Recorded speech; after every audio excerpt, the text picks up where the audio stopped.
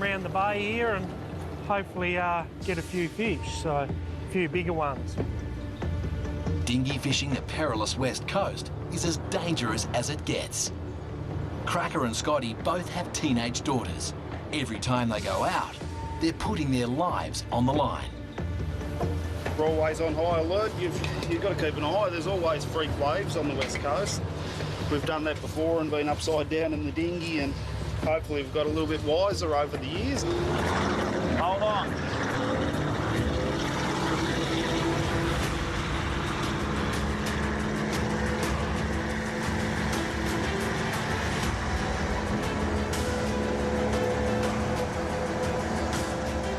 We could hit a rock at any time here, so just be a little bit careful. You've got to run the Buddha for good luck.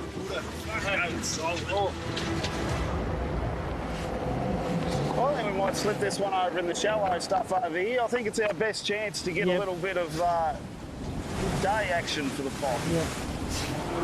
Yep. Crackerr targets the big reds hiding beneath the deadly shorebreak. Just go up that way a bit. There's all dead kelp back over this side. Just want to... It's a high-risk strategy, but if they get it right, it can deliver the mother lode. The viewer, she's looking a bit second-hand, this one, but it's our most important tool in the dinghy. Yeah, without it, we can't see in the water. Yep.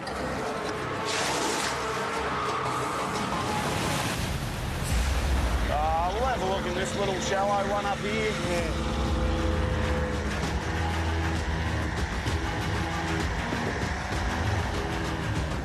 Crackerr turns the bow into the breaker to stop the dinghy from capsizing. But the freak wave washes their viewer overboard and onto the rocks. Hold on, viewer. Oh. I'm a little bit anxious, just want to see what's in these pots. I'm hoping for 150. That's what we need, 150, and hopefully the nice fish, but you never can count your chickens. In the Southern Ocean, the crew of the Bold Contender is about to pull its first shot for the season. The quicker we get this done, the better off we'll be.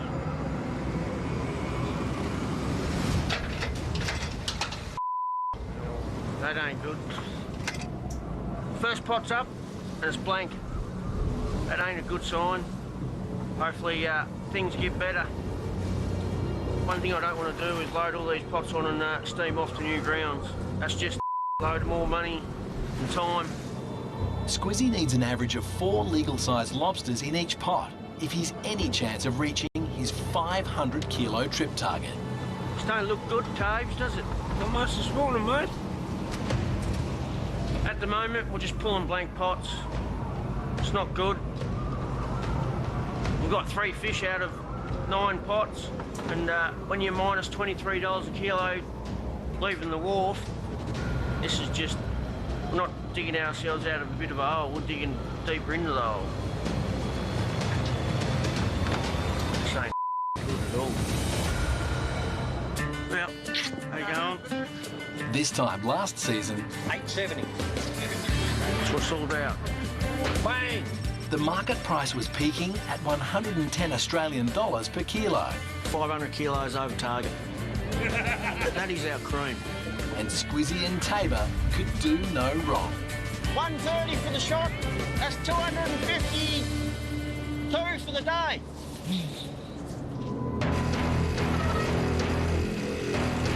I think this is going to be a disaster shot. Always said Pedro's a place where you do really well, or it just shows you who's boss. It's definitely showing us who's boss. In just a few short weeks, the market price has dropped by around 75%. Squizzy has remortgaged his house to cash flow his business to stop it from going under. If he fails this time, the veteran skipper is at risk of losing everything. I've been running my business for 14 years, and I think right now is the lowest point I've ever been.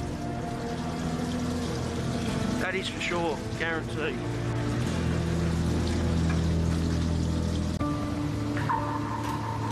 $4,000 kilometres to the west. Today's just the final preparation to get us back in the water. they'll start hooking us up in the tammy lift and then we'll be getting ready to get wet. So we're nearly there. The crew of the Corrado has been given the all clear to return to sea. Jay's lobster buyer has placed a reduced order for 500 kilograms. We've had a little bit of a window opened up where we can get a couple of weeks of fishing in, so after having 7 weeks off, it's going to be good to get back in the water. Jay's family business is down $200,000 in lost revenue, and every day not fishing costs another $5,000.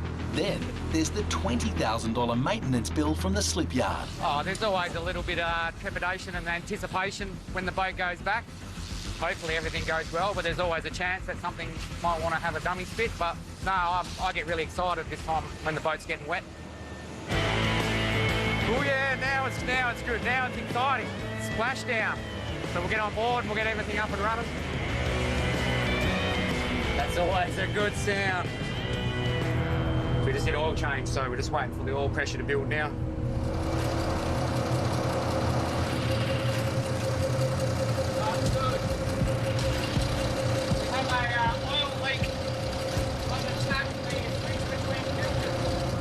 If left undetected, an oil leak can 100 horsepower.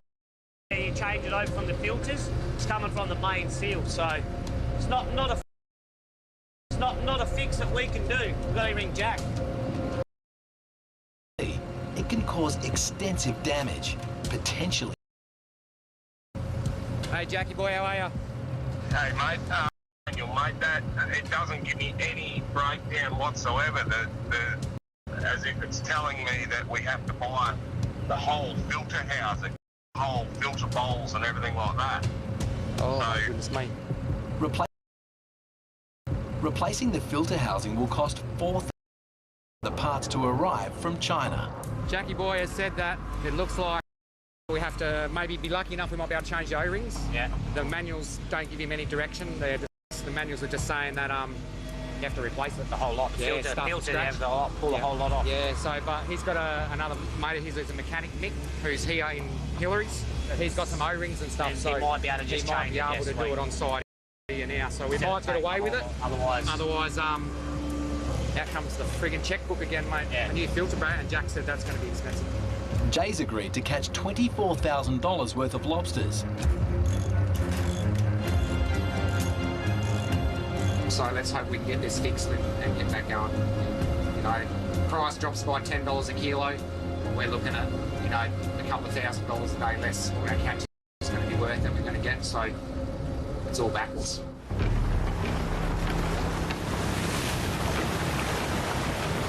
Yep, you're right. I'll get him if you want. Yeah, all right, that'll be good. We lost the view around the back when the wave was coming. Scotty's getting it. Good boy.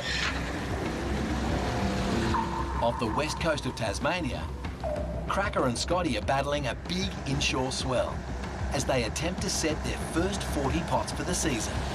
Starting to think there's a little bit much swell here. There's always a bigger one coming now. You're not watching them waves like that one. If we wasn't watching then, it could have broke over the side and filled the dinghy up or tipped us over, and we could have been having a swim. We could have been testing our jackets out. He blew up. Crackerr is a 5th generation lobster man. That was all right down there. Yeah, a couple in them. 2 1/4. The Jaeger family runs 2 boats, the Kaikoura and Anson's Bay. Oh, there's some flap. But the market collapse has left Cracker's brother Glenn and his deckhand Jake grounded at port.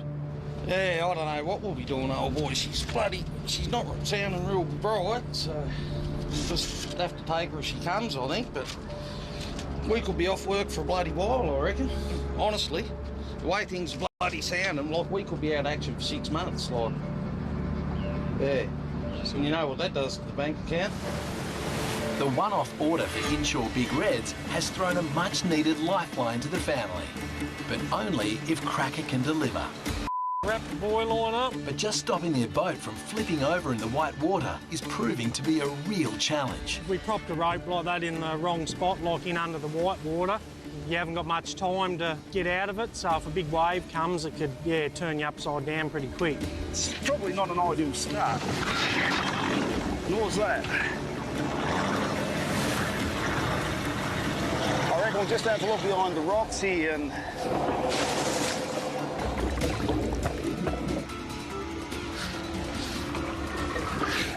I shouldn't have said it there, there's too much bull kelp just there.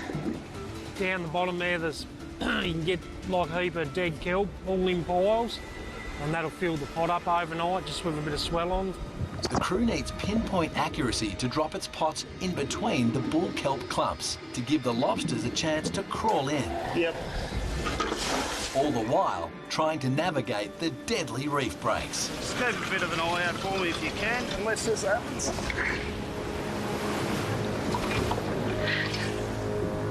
But Crackerr has wrapped the rope around the propeller again, stalling the motor and leaving them dead in the water. We could be in trouble here.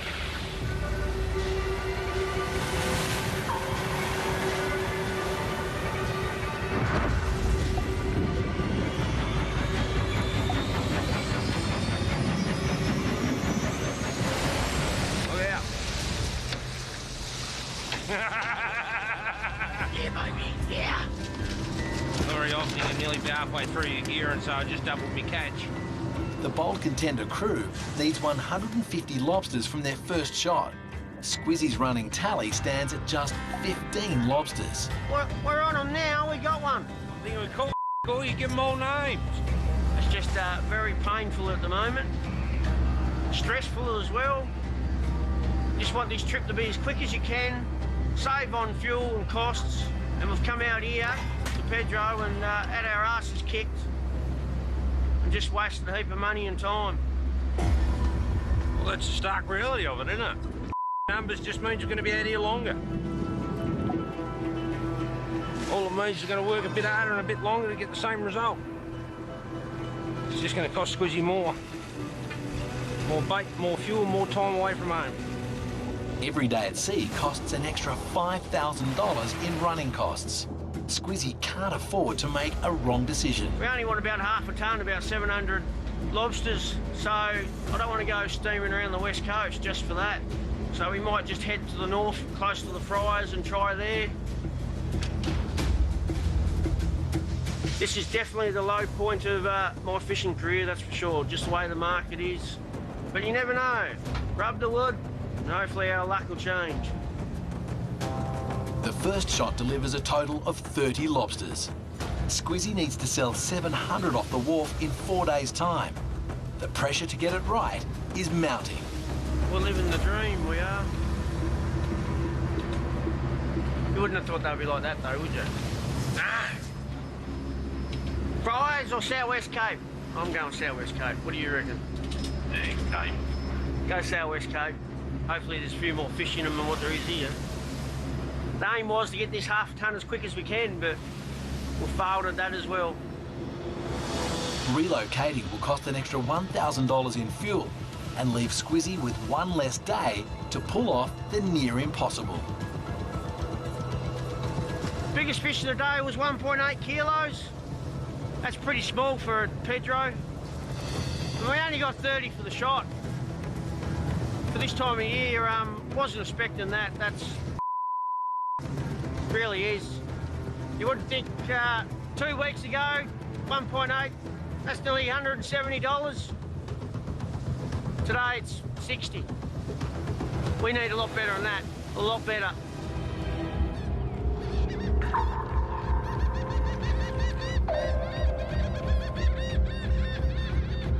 You've been sitting around for a while? 7 weeks we've been here. Well, 6 weeks it's been out of the water. The crew of the Corrado has narrowly avoided a 2-week delay and an extra $4,000 in repair costs, all thanks to a $2 O-ring. So this is the O-ring out of the selector on the oil filters. She should not do that. We can save the day. We still get to get away on time. We're still on schedule. Awesome. Happy with that. At their home port of Ledge Point, Just stand that one down here for us, mate. I've just got to write a name on it. Jay and the boys are loading up their lobster pots and bait to take down to the boat. Let's get it out. That's it, mate. We're nearly loaded. Let's get the floats in, close the door, get on the road.